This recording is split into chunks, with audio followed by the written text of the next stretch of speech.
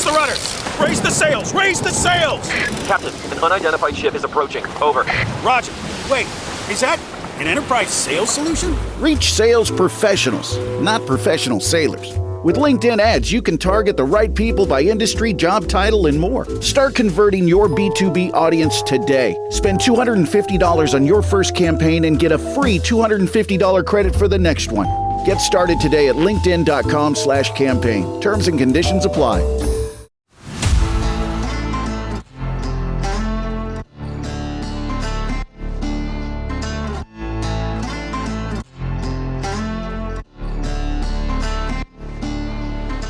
What's going on, everybody? It's your host, Will, coming back for a new episode of the HuntStand podcast. To start this thing off, from our family over here at HuntStand to yours, we want to wish all of y'all a very happy Thanksgiving. We hope that you're going to get to spend some time stuffing your bellies with turkey, spending some time in the woods, and just having a good time with family and enjoying this time of year. It's holiday season, it's deer season, so what more could you ask for? But on today's episode, we're going to be bringing on a very decorated female hunter who has a work ethic like no other. I haven't seen anybody work this hard ever before. And she also kills some monster bucks year after year, monster muleys, monster whitetail, and some giant elk, along with many other species. So that is Mrs. Melissa Bachman. Now, she's a partner of ours over here at HuntStand, and I want to help tell her story and also pick her brain on some rut strategies and what she does this time of year to back some big bucks. You know, she's going to have some nuggets for y'all that if you've killed a buck yet, or if you haven't killed one yet, you'll be able to hopefully take some of this and apply it to what you're doing and get yourself that buck that you've been chasing after all season. So we're going to get Melissa on here to talk about that. I'm not going to dive into it too much because I want to let her tell her story and also tell us about some awesome rut strategies that she uses. But again, y'all, we just want to thank y'all for tuning into the HuntStand podcast. We couldn't do this without y'all. And if you haven't yet, make sure you have the HuntStand app downloaded. We've got the free version, we've got the pro version, and then new this fall, we got Pro Whitetail. And in that, you'll get our rut map, our whitetail activity forecast, along with a whitetail habitat layer. So if you want to have all those features, upgrade to Pro Whitetail today. So again, y'all, here's Melissa Bachman. I'm going to quit talking, and we thank you for tuning in to the HuntStand podcast. Well, are you ready to get this thing started? Absolutely. All right. Well, Melissa, first and foremost, we just want to welcome you and thank you for hopping on the HuntStand podcast with us today. Well, thank you guys for having me. I sure appreciate it. Absolutely. You know, I've been wanting to podcast with you for a while now. I know you and I met you at the Silencer Central event out there in Sioux Falls. We got to shoot a lot of guns and, you know, enjoy that event. So I wanted to get you on here today to kind of introduce you to listeners, talk about your backstory and everything. Let's talk deer hunting. We'll go down some rabbit holes, things like that. But what I love to do to get each podcast started out is I like for the listeners to get an idea of who you are. And so kind of give us that 30-foot tree stand view of, you know, who you are and how you got into hunting. So I grew up in central Minnesota. My mom and dad both loved to hunt, and they joke that the only reason they always brought us along hunting is because they didn't want to pay for a babysitter. Fair enough. Fair enough. Not a problem. But because we were brought into that lifestyle since we were really little, it was completely normal. That's what we did on the weekends. We went duck hunting on public land every weekend. We played in the blinds before we were old enough to actually hunt. We'd play with the ducks and bring giant bags full of snacks. You know? Heck yeah. I still remember going deer hunting with my dad all the time. And it was kind of before safety vests and all that was normalized. Yep. And we would go in the garage and cut a piece of twine for around our waist, and he'd tie us to the tree stand, right? So at least they were safety conscious, sort of, I guess. But that's how I grew up. It was part of what we did. Even if we weren't able to go hunting, if my dad or mom shot a deer, we'd go out into the field and help them. And so since I was little, that's all I ever wanted to do is find a way to hunt every single day. That was my goal. And I wasn't sure how I was going to ever make that happen. And people kind of laughed at it. And I always had a plan B. Like I was either going to be an anesthesiologist or maybe on the NFL sidelines. I wasn't sure. Lots of big ideas. Yeah. But I ended up finding a way that, you know, I could hunt all the time. And that was going to be through television. And even when I was in high school, that's all I wanted to do. In fact, my mom and dad signed a work permit that I didn't have to go to school all fall for the first 2 hours of every morning. And I got to go deer hunting every morning for 2 hours before school started. Seriously. And they said I was providing food for the family. That was my job. So how cool that all works out. So there was always this love and passion. Never did I want to have a television show or do that type of thing. I just wanted to hunt all the time. And I ended up going to college. I got a double major in television production and Spanish. I got done and I was looking for a job. And I wasn't sure if there was really an opening in the hunting industry. So I applied at 74 different locations. Wow. I applied all over. And I got 74 no's. Not one person wanted to hire me. And, that talk about kind of taking the wind out of your sails. You just graduated college. You've got all this debt. You got to start a job. And nobody even wants to hire you at like a base level position, right? So I thought, well, what am I going to do? And the big thing that everybody said is, well, you have no experience. And I wanted to be like, well, of course I don't. I'm coming out of college. That's what I'm looking for. Yeah. So what I decided to do is I went through the list and I picked the number one location I wanted to work. And that was actually the North American Hunting Club. And I called them back and I said, I know you guys aren't interested in hiring me, but what if I would come in and work for free so I can gain some experience? And they said, well, gee, sure. Yeah. What can you do? And I said, well, I could edit, I can film, I could sweep floors, I could categorize tapes, whatever you want. There's no job beneath me. I just want to get my foot in the door. And they said, okay, well, when can you start? And I said, tomorrow. And they said, you're in. And so I worked for 4 months, driving 150 miles a day back and forth to go work for free. And I got to waitress all night every night to pay for my gas and my awful little housing that I had at the time. Oh, man. And that's kind of how I got my foot in the door. And I look back and I think, guys, maybe someone could have given me a little gas check here and there would have been really nice. Just a little something. Yeah, something. But what it did is it gave me that experience and I got to work with producers who had been doing this for a long time. And after 4 months, they actually hired me for that original position I applied for. And I became a full-time producer. And of course, I wasn't on camera. This was just doing, things behind the scenes, editing, filming. Yeah. And I really enjoyed it. And I knew that if I ever want to be the actual hunter someday, I need to know every part of this, and this was my ticket to do that. And I had wonderful people around me that were, really knowledgeable and offered to help me. And, because I was new, I didn't know that many things, but I knew how to hunt and I loved to hunt. And that kind of got me through it. And for 4 years, I filmed everybody else. But what I would do is if I worked for, let's say 30 days straight, they would give me what they called comp time where I'd get like 5 days off. So on those 5 days off, I'd go do a hunt, film it myself with my own gear I had bought and edit it together and wait till someone didn't have a show ready. And when it's Friday afternoon, people are scrambling, I'd say, well, I have a show right here. It's cut to time. You guys can have it for free and run it. And that's really how I got my foot in the door. They ran a few of my shows. I was lucky enough to kill some really nice deer. And I didn't have any money to buy hunts, so I would just trade for things, right? Like I could do some services for them or film a video for their lodge or whatever it may be. Yeah. Or help guide hunt, whatever. It doesn't matter. So I did that. And eventually a few sponsors started saying, well, what about that girl, Melissa? Could we see more of her? And like, no, she's just a cameraman. We don't need her.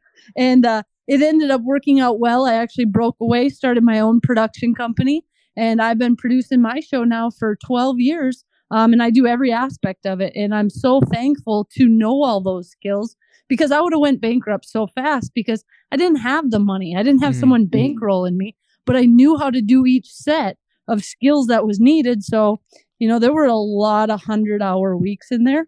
And a lot of times that I would be literally falling asleep eating or walking or, all sorts of things because I'd be up all night editing too. But in the end, that was kind of the way that I could get in is just by outworking everybody else and just staying persistent. So that's kind of how I got started. And now you said 12 seasons of your show. What's the name of your show for the listeners out there? It's called Winchester Deadly Passion. It airs on Sportsman's Channel. It's on, I think, 5 days a week, but Sunday mornings at 11:30 a.m. Eastern time is kind of the main time. How many episodes have you recorded now? Oh, a lot. I don't know.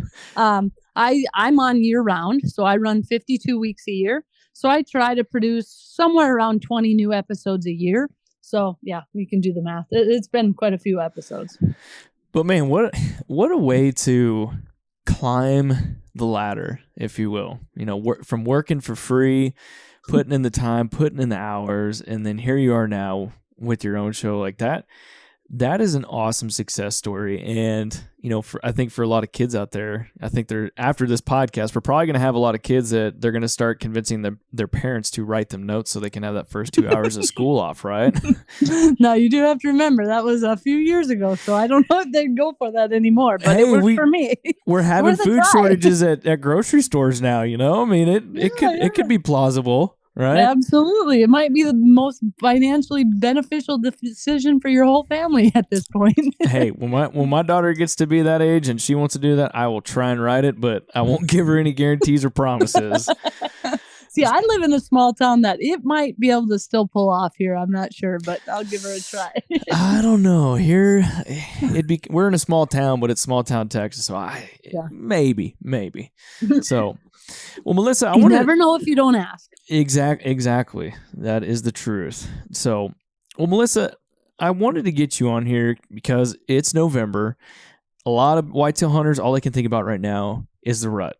And so you have filmed tons and tons of episodes. You've gone on a lot of hunts in what you've done. And so I kind of want to pick your brain, if you will, and we don't have to go through every single rut hunt, but I want to see if we can jog your memory to kind of come up with some whitetail rut hunts that just really stick out to you and kind of tell us what happened, whether you were successful or not, what you learned from it. So that way the listener who might be having something similar going on out at their property, their deer lease, or whatever they're doing, that they might be able to learn from it and apply it to what they're doing to potentially kill that big buck just like you have.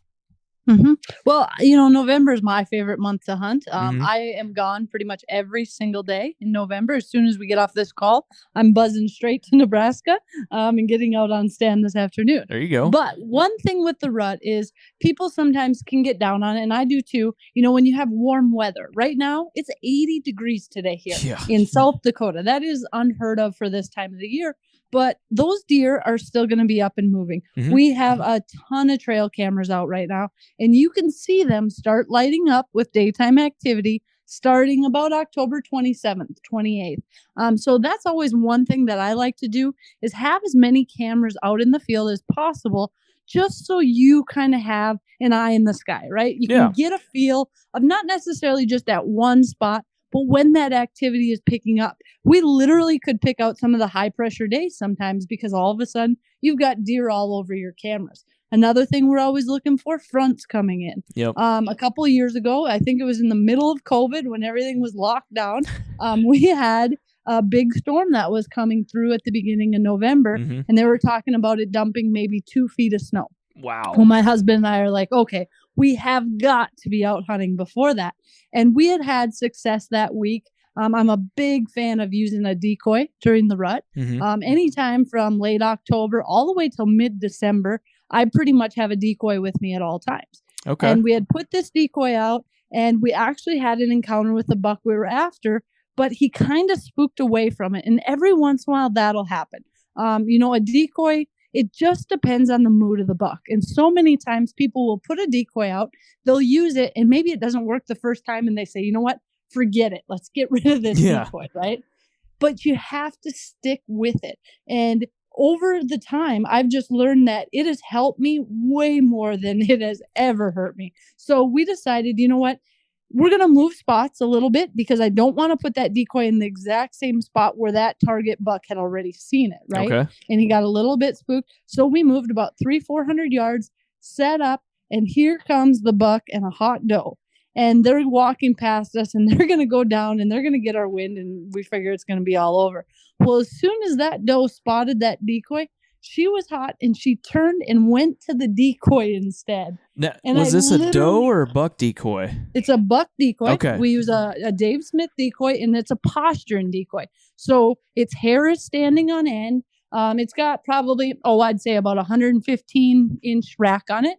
But the key is the ears are laid back and the hair is standing up, and that's showing dominance. And I've seen it time and time again that it works incredible for bucks. But even when a doe's hot, she gravitates towards a more dominant buck, right? Yeah. So all of a sudden, she kind of leaves the guy that she's with, walks over to our buck, and of course, that big deer is like absolutely not having them. He walks straight downwind of us through our wind, comes to the decoy, and at 18 yards, I was able to arrow him, made a perfect shot. Heck And yeah. it was just incredible to see. And there is a perfect situation where if that decoy had not been out, they would have just missed our blind.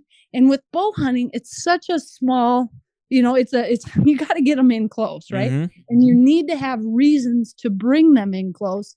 And we've just had such good luck with a decoy. I don't hunt a lot of places where you can bait. Yeah. So I'm always looking for some way to bring those deer right into me. And that decoy really works well. And when we put it out, the first thing we'll do is we'll put it out, spray it down completely with like scent killer gold. So that way you get rid of any of your scent. Okay. Then the next thing I like to do is we'll take like a bottle of golden scrape and I pour it right on the decoy's hocks. Really? So that way you're getting rid of your scent and you're adding some extra scent in it. And then I'll put a few key wicks around with some golden estrus just so it smells like a hot doe in the area. And then lastly, if I've already killed a rutted up buck, the first thing I do, I cut those tarsal glands off and I put them in a plastic bag and I keep those tarsal glands with me for the whole season. And I keep them cold or in the freezer, bring them out, and I never touch them. I just keep them in a bag and kind of pick them up like you would dog poop. Yeah. You just grab them and flip them inside. Yep. It's a nice, easy visual. Everyone knows how to do that. But you put that out and that combination, it is unbelievable, especially with the big mature bucks, how tricked they are. Because if you're sitting on stand and let's say you do a little rattling, some grunting, and maybe a snort wheeze, right? So you make it sound like there's a fight going on. Well, a buck hears that, and the first thing he's going to do is kind of come and look it over, right?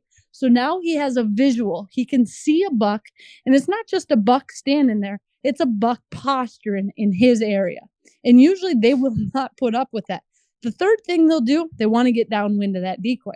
They want to smell what it is to ensure that that's right.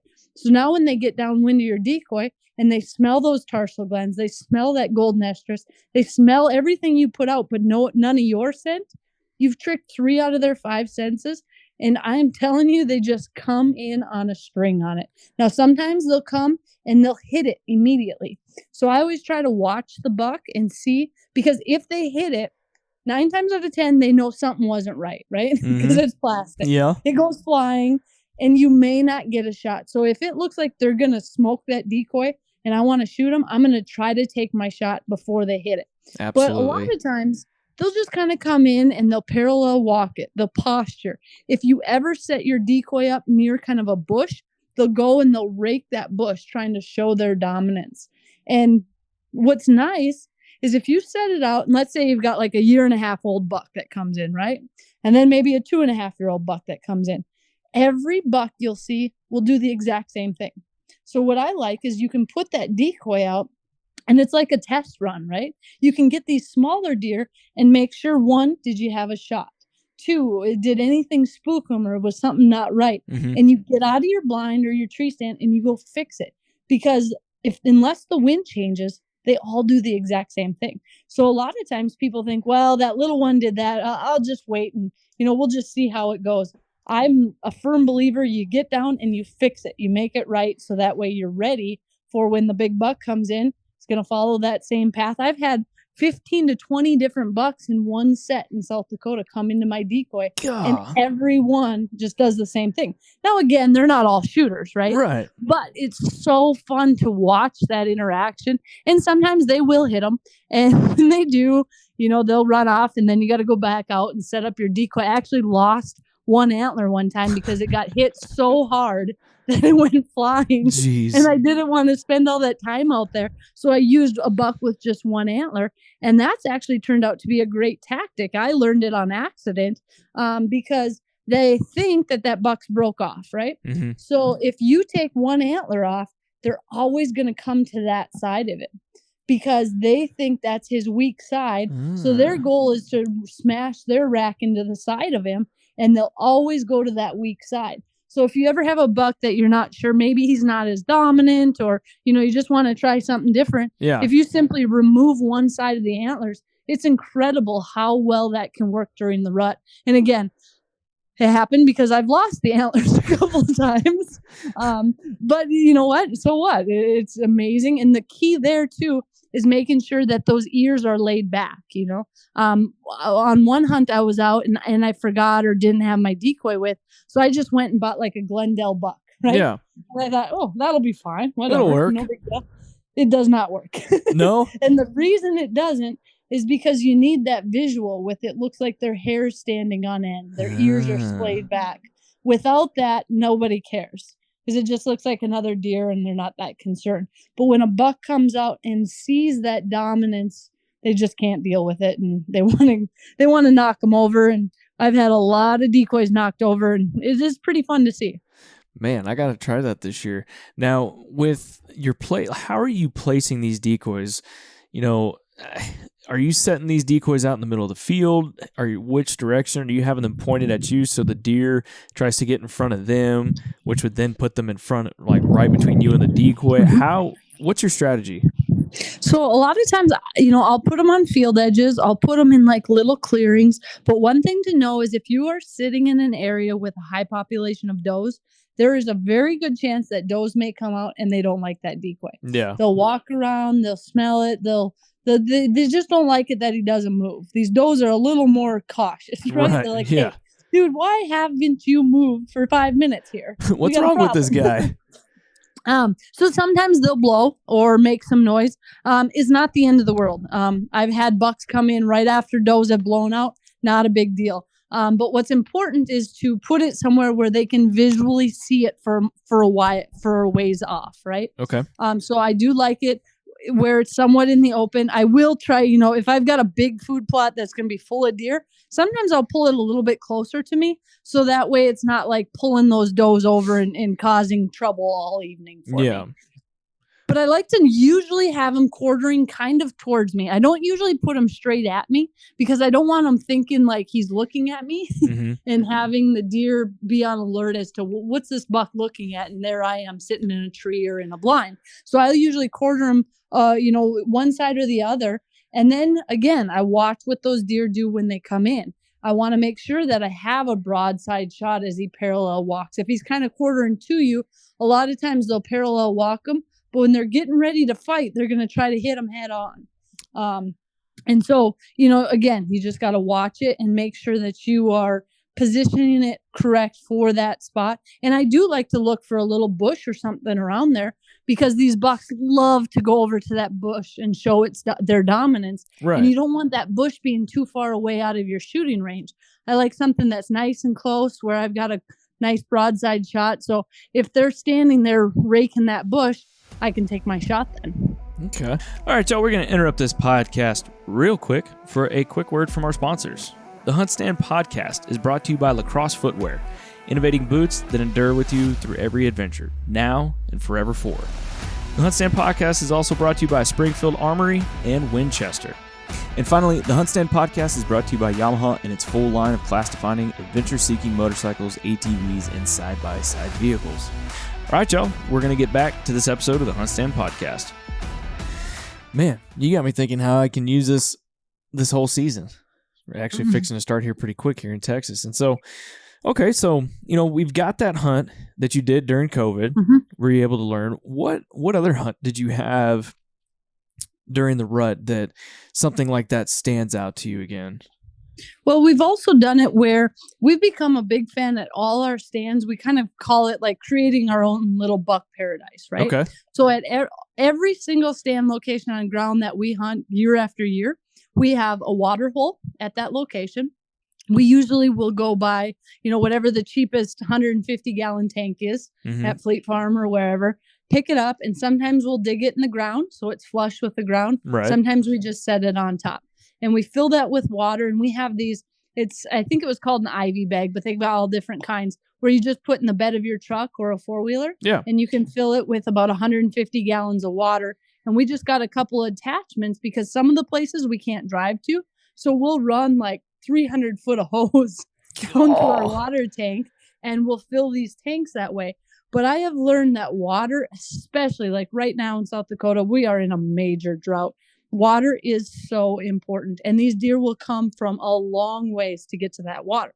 So we keep a water tank there. Then we also go to the lumber yard and get a cedar post. Okay. We dig it about 18 inches into the ground and then tamp it in. And then we'll take a saw and kind of rough it up, right, to get it started. Yeah. These deer will come and they will rub. In fact, one post we're going to have to redo next year because they've rubbed it almost through like an hourglass on the post. Seriously? And the key with that is just not touching it. Once they get going on it, just let their scent go. And little bucks, big bucks, every buck wants to rub it. And that's why you push it so far in the ground, because you've got a 200 and some pound animal pushing all his weight on that post. You really want it to be sturdy. So that's what we do. And then on the top, we actually we'll take like an 1 3/4 drill bit, drill a hole through it, and then go find a branch right there. Put a branch through that hole and then put 2 screws in it. So it's now screwed to it. So it looks like a licking branch right there. And then I'll tie like a little mock scrape, a Magnum scrape dripper, put some scent in it. So it'll drip daytime only. Okay. And then you clear it out so it looks like there's a scrape there. And then you just put a camera on it and sit back. And all this is inside of 20 yards at every stand location we have. And I'm telling you, it is the best way to draw deer right to where you are. And I usually pair that with the decoy, during the rut. But that combination, I've shot, I think 1, 2, 3, 4 deer over 150 inches in South Dakota over that same setup. Are you counting the deer on your wall right now? No, I'm not. So you just take like a 4x4 from any wood lumber yard or anything, and that's what you're putting in, just a cedar post. Yep, any type of cedar post. And we just, like I said, we just rough it up a little to get it started, and they take it over from there. And then I always put a camera on it. I mean, the amount of pictures I have right now, we actually had to go we filled 4 water tanks yesterday. Okay. And usually we don't have to fill them more than, every 3-4 weeks. These had only been not even a week, and they had drank almost all of it gone already. Yeah, and no cattle or anything are hitting that. Nope. And we do every once in a while have cattle get in, and if they get in, it's over. Right? Yeah, they'll drink 150 gallons in 3 hours, and it's goodbye. Gone. And get so mad because it's a lot of work to get water in there. Oh yeah. But we have learned that water is so effective, and it's just a great way to draw those deer in, get them in front of your stand, and get them used to it. It actually becomes kind of like a social area, where there'll be at times, 10, 15 deer right around it. Mm-hmm. And I wouldn't say we're in an area with a super high population of deer, but they like that area. And then during the rut, when those bucks are running hard and chasing those does, those bucks, they know where the water is. And they're thirsty because they've been pushed and running and going crazy.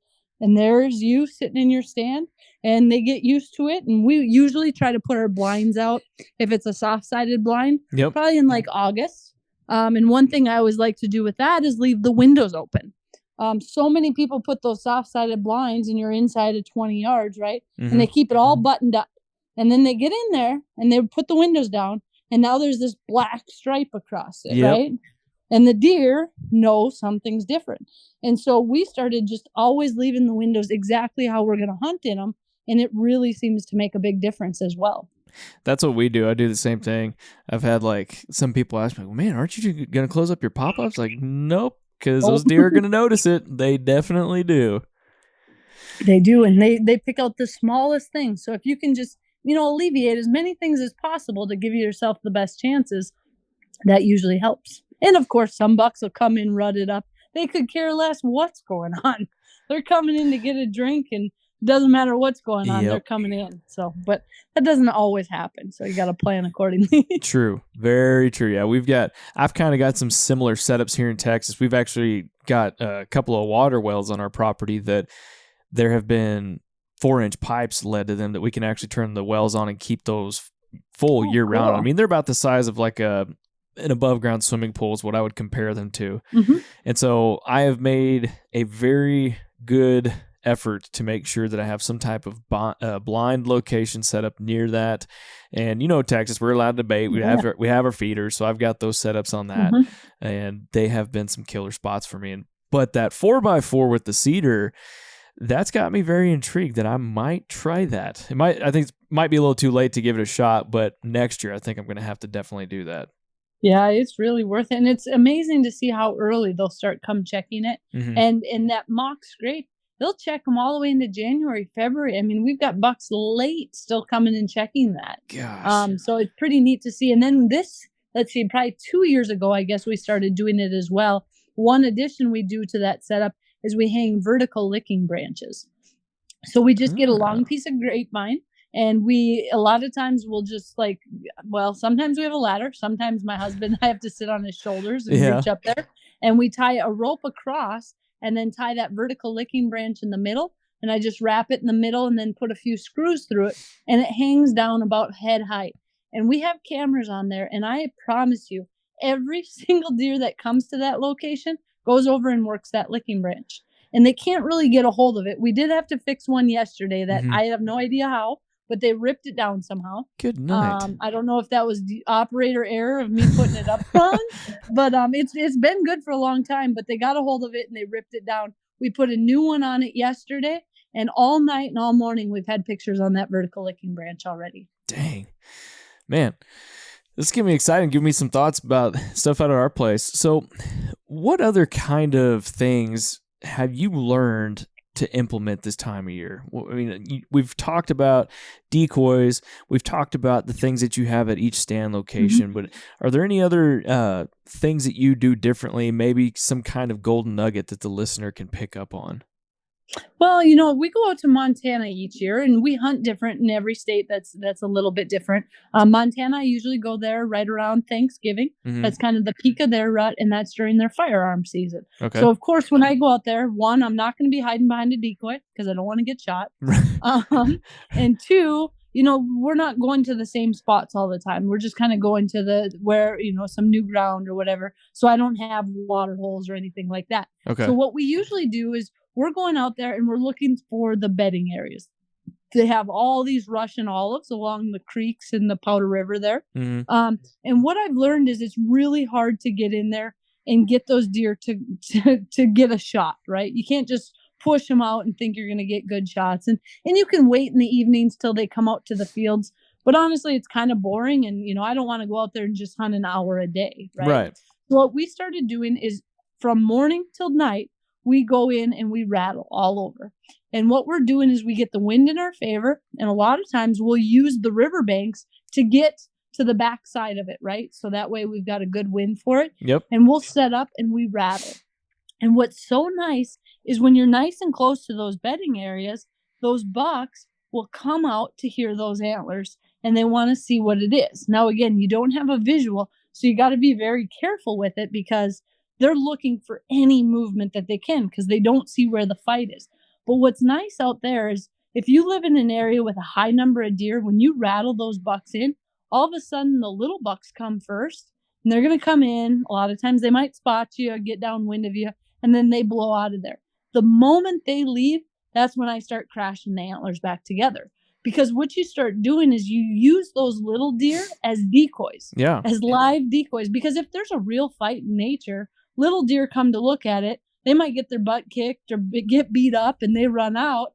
And I've had some of the best deer come in after those little bucks have busted out of there because now they see it as, wow, what just happened there? That's a real deer that just ran by me. There must be a heck of a fight. This is my area. And they come in. And really, we don't, use any kind of blind setup or anything. I just try to get a little bit of back cover behind me. Yep. And I like to have my gun it's a bog pod death grip that just holds your gun. So it's just in place. And what I like is to rattle and then it's all ready to go. So there's not a lot of extra movement. And I think anytime you're on the ground and rattling or doing that type of thing, it's all about movement, right? When those deer come in, you just want to be as still as possible and have everything ready. And I think that's a really good way to do it. It's a totally different way of hunting, but it's super effective out there as well. Yeah, we do that same thing here in Texas. Once December rolls around, it's just like there's a whole nother gear that these deer go into because I'd say, end of this month, into early December is when our rut really kicks in for most of the state, and we do that. And gosh, I mean, you've hunted Texas before, right? Mhm. So I mean, Mhm. you know those deer just come running in. I mean, they come in bristled up, and they are ready to kick some butt. And to me, that's like the most fun thing you can do, right? It Oh, doesn't heck matter if yeah. it's a buck you want to shoot or not. See him coming in mad, stiff-legged, hair all on end.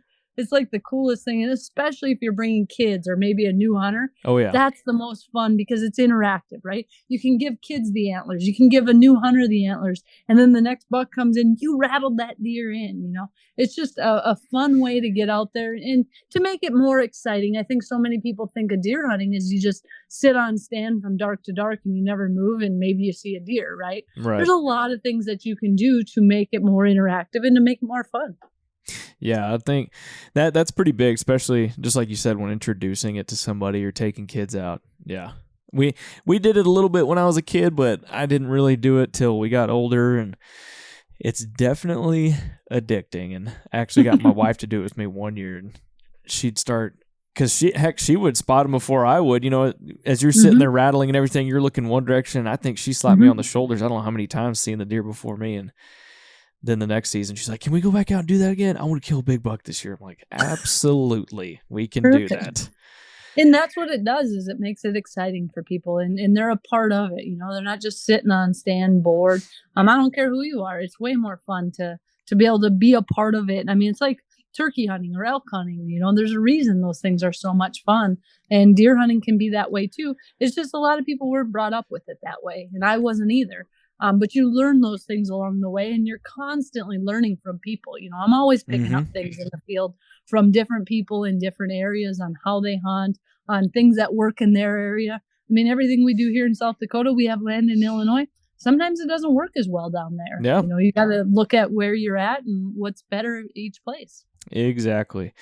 So the next question I want to ask you, what is your more preferred time to hunt the rut in November? And now what I'm asking is, you know, on our new version of Pro Whitetail, you've got the rut map, and within that rut map, it shows you pre-rut times, peak rut, waning rut, pre-second rut, and then second rut. Of those, where have you found your sweet spot? Like, what's your more favorable time to go out and know that you're probably going to have a better chance? Because we all know that once those deer get really into the thick and heavy, hot and heavy part of the rut, and they get on lockdown, they can be pretty hard to kill. So where have you kind of found your best time to be in the woods in November? I really like the pre-rut when those bucks are really on edge. They haven't found any hot does yet, but they know that they should be there, and they are aggressive and they're ready to kill each other. They're all penned up full of aggression. That's probably my favorite time. My second favorite is actually that second rut. And I think it's because I love hunting late season. I've always been a big fan of late season. But again, it's almost like you're piquing their curiosity the second time around. They've already had a little taste of it, and they're like, "Oh, this is going to be fun. I can't wait to get back after it." And we've had some of the best hunts you could ask for in December up here, you know, where those small young fawns are coming into estrus, and you've got bucks all of a sudden just going crazy. And again, that's a time when, you know, you can look at some of your cameras, you can watch the weather, you can see what's happening. You can watch that whitetail rut map, right? Yeah. And figure out what's happening in different areas, because just because it's here in South Dakota is totally different than in Texas. That's why it's so nice to have that in the app. I'm going to Kansas on Friday. Totally different deal than here. Yeah. So I think for people, you know, even if you don't travel out of state very often, when you do, you want to make the most of it. And I think that's a great way to do it. So those are my two favorite times, that pre-rut and that second rut. Okay. So another question I have, I've been asking everybody this because I have, actually it's a two-part question. How are you looking at the moon in your rut hunting strategy? Are you considering it? Are you worried about it? And then how worried are you about wind and your scent control? So, okay. So the first part is with the moon. I hunt every single day in November. Mm-hmm. So I am not going to ever not hunt because of anything the moon is doing. Okay. I'm out there every single day. Now, if I was planning a trip, right? Like if I was booking a hunt to maybe Illinois or something like that, of course I would take it into account. I always still believe that the pressure and the changes in weather patterns are probably the most important for me. Mm-hmm. But I'm not going to skip a mid-November day, Heck regardless no. of any reason. Now, I remember hunting the supermoon in November years back, and we were walking out at pitch dark, and I had a shadow from the moon because it was so bright. And I remember I took a picture of the shadow thinking, well, this is a bit much here. This is a lot, right? Yeah, just a little bit. So, I think you want to be aware, but again, I like to hunt all day, every day during the rut. So, Same. I've probably had the best luck between 10 and 2, always. Now, I like to be out there early and I stay till dark, but if I had to pick one time of the day to be on stand, 10 to 2 would be it. Midday madness. I like it. I like it. 100%. And then as far as the wind goes, it really depends, where I'm hunting. A lot of the things that we hunt around here are deep draws. We deal with thermals quite a bit. So we've got your thermals are getting pulled up at night and things like that. But I'm not going to go sit a stand where I've got the direct wrong wind and I'm going to try to put a decoy out. I don't want to do that. I do all the steps to scent control that I can, but I also want to be smart about it. I will sometimes hang another stand. I was in Ohio and I had a good buck coming in over and over, and I didn't have the right wind coming up for the next 3 days. Dang. But he was coming to that spot. So we went and hung a wind for that south wind spot. And there you go. Now you alleviate it. We got it in, and there he comes. It works perfect. So I think sometimes you just want to be smart about what you're doing and think it through and look at the forecast. I think that's why it's important to look, 7 days out. What are you going to be having so you can plan accordingly? If I know this week we've got south winds every day and I don't have enough south wind spots, guess what I'm going to do today? Go get some in so that I'm not wasting these next 7 days. That's why I think it's really important to be aware of the weather, to be aware of the winds, to watch what they're doing and to plan accordingly and not be lazy. I mean, if you got to move, you got to move. Absolutely. Well, Melissa, I know we're starting to run short on time here. And so before we leave the listeners, kind of give them any last minute golden nuggets, any kind of extra rut hunting tips and strategies that you'd want to share with them. Well, I think the key there is, I touched on it a little bit, is the midday madness, right? So many people go out and they hunt the morning and they come back in for lunch and they go back out for the evening, especially if you're hunting somewhere that's a highly pressured area. Sit all day. Yeah. Bring snacks. I don't even care if you take a little nap while you're there if you need to. Doesn't matter. Do not leave your stand. Right. Because you are literally putting double the pressure on your hunting location every day by going in and out, right? So people kind of forget about that. And the other thing is, if there is pressure around there, let everybody else get those bucks up and moving. Get them up moving, and you're sitting tight. They're going to come through your area. So I think that's really important. And, it's all a numbers game. The more time on stand, the better your odds. I don't care what part of the country you live in, what time of the year it is. The more time you sit there, the higher your chances of success. So I think it's just important to stay patient. Bring a lot of snacks. People who hunt with me know that it's like a candy store. We got all sorts of things with. But you know what? That's okay. It keeps you out there. It keeps you comfortable. Bring things like a seat cushion. A lot of times the hunters will think, I'm not that much of, I'm not that soft. I don't need to bring this or that. Oh. Here's the thing.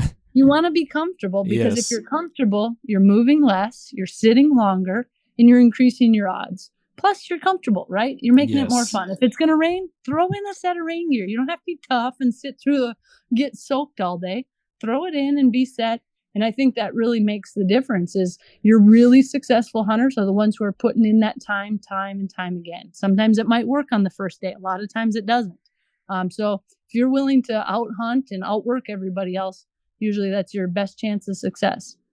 I couldn't agree with you more. I'm a firm believer that, the more time you put in the stands, your odds and, statistics will show that, the more you do, the more your chances will be and better your chances will be at doing something, whether it's hunting or not. So, Melissa, where can the listeners find you on social media, YouTube?